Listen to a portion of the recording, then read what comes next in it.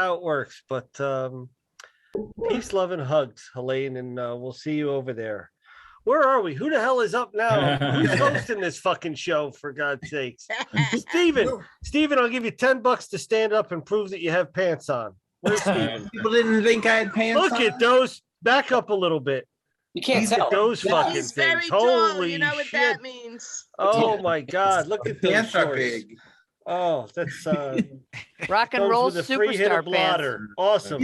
These are actually from some Latin superstar. Like he did a collaboration with Guess, and I got them in the clearance rack. Come on.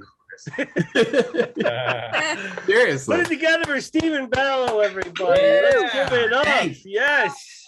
Now that we've seen my pants, we can move forward. I just want to say, I Yasmin and Tom, they both hit it dead on the nose. New York City is like the Champions League of being a bum. Like there's no higher level of being homeless and asking for money than in New York City. Like one time, my buddy was telling me this story. He saw a guy that looked real sad around Maywald's neighborhood by the garden. And then he said, well, you know, man, I'm going to buy you some lunch. What do you want? And I swear to God, he told me the dude asked for 6 large Big Mac meals. and in New York City, that's like $45 worth of McDonald's. Like, I bet there is some like top dog homeless dude who he just looks so pathetic that people just come up to him all day like, oh, let me get you something to eat, man. And he just looks him dead in the face and he goes, go into that deli and tell them you want the Tom special. It's $165 lunch platter. It's going to feed me, all the homeless, and make sure you tip the guy too. I mean, you want to buy a homeless guy some tea, or you want to buy a homeless guy some tea? Come on. But this week it's going to be a first in the world of NFL. It's going to be the first week 18 in NFL history. Oh, echo. So the league has added the week 17 game in, you know, for the health and safety of the players, because the science said more games is dangerous. So they said, okay, let's just add one more game. That's not as bad. Two. So now we got Tuesday, an extra game. And the other thing now, I don't know why, I just looked at, apparently they have games on Tuesday now. I think it might have been scheduling, but the broadcasters came hard with the facts that the last time there was a professional football game on a Tuesday, it was the Boston Yanks beating the Miami Seahawks on 1938. And you can tell by the teams and years that it's probably not a great idea that they're playing football on Tuesday. But, you know, I think it would toughen up football guys if they started playing back-to-backs like in basketball. Like, you know, I could get 2 Giants losses out, 1-2, if they could lose Sunday afternoon and turn right back around and lose Monday night as well. Get the season over in no time.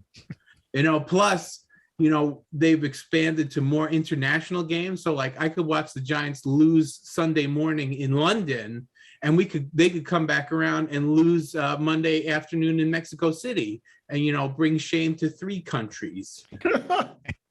But I'm going hard on the Giants this week because they had -10 passing yards in the game, and I wish that was a joke. They somehow, you know, it would have been better if they just stayed in the locker room this week. So, you know,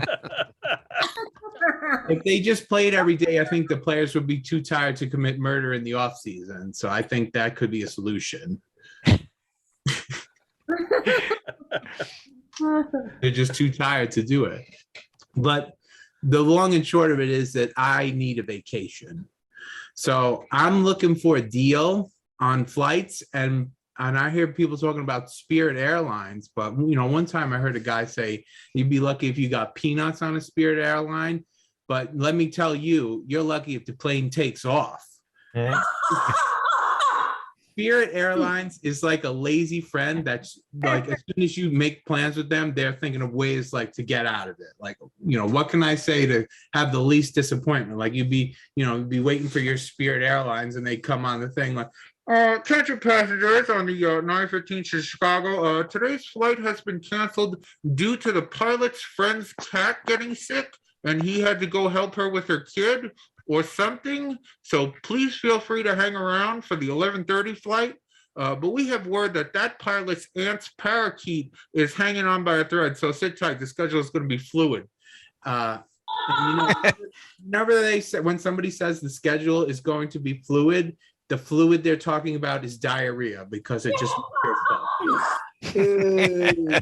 but I don't, people are traveling now. It's like now is like the my wife's like, make sure you tell them that Spirit just cancels flights for no reason.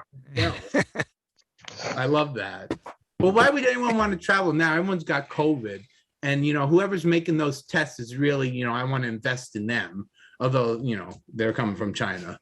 But I'd say that at this point, like 90% of my friends have gotten COVID. And, you can't even get the tests anyway. I went to 8 places to get at-home tests. And now it's like, it's like trying to get some rock. Like, you ask at the CVS, like, do you have the test? And they're like, no. If you go around back and put $30 under a rock, maybe I can tell you about where you can get some tests. Just saying. But I don't know, we have them. So I managed to get some. Somebody had them from whatever. So we're trying it out, and I'm reading the instructions, and I read there's all these notes like, don't do this or you may get a false negative. And I'm like, a false negative is what I'm looking for. I just want a negative test. I don't care. So I get that thing in the nose about 3 seconds, put it in the water for about 1 second. Yeah, no chance I'm coming out with a positive test. That's how you beat the system. But I feel like it's a little overblown. I don't feel like we're having, as bad as it was last March. Because, none of my friends have been like hospital sick yet. And like a lot of people are getting it, but no one's getting like bad. So I think some people just want to get it now to be like the thing. Like it's a cool thing. Like, oh, now I got COVID like when it wasn't so bad. So I, in the future, I tell people like, oh yeah, I was there. I had COVID. Like I had to stay in the house for 2 hours, But, and it's a lot easier to get some time off from work if you have COVID, because you just tell your boy, oh, I have COVID, like bam, immediately you're out of everything except for digital meetings and stuff like this. But you don't have to leave the house. And some people just, their return to normalcy is just getting the regular sick that they always just get. And it's harder to sell like, I can't come into work, not because I don't have COVID, but I just have, store brand cold. I have like Best Value stomach virus or, Kirkland signature cold. Like, they don't want to hear that. So now, if I want to get out of work, it's back to, licking poles on the subway. Always worked for me. It still work for me now. But, all that and all the shit that's been going on is really depressing me. But what's really putting the icing on the cake is I'm watching a lot of reality shows, like binging. We binge watch all the Master Chefs. So now I'm binge watching Master Chef Junior. And if there's something that really want to make you feel stupid, it's watching a 9-year-old make a beef Wellington as you try to assemble a lunch. Barely holding it together. And this 9-year-old kid who barely can, barely can get all the piss in the toilet is making beef Wellington, and I'm eating this. Damn. Lately though, my other reality show is tattoo shows. There's like so many tattoo shows. I read about this new one coming where the whole tattoo show is they're trying to make Pete Davidson not look like a crackhead. I know. So, it's all about not being that's real thing about it. It's, I don't have anything for that, but thanks everybody. That's all I got. All right, Steven. You know what, Steven, you brought up a good point, is that, over the last couple of years, we found different like life measuring sticks of where we are. And mine is when they start putting the bodies in the good humor trucks, then I know the wheels are falling. Yeah, that's the low. Until then, live your best life and do whatever the hell you want. That's the way I look at it. Anyhow,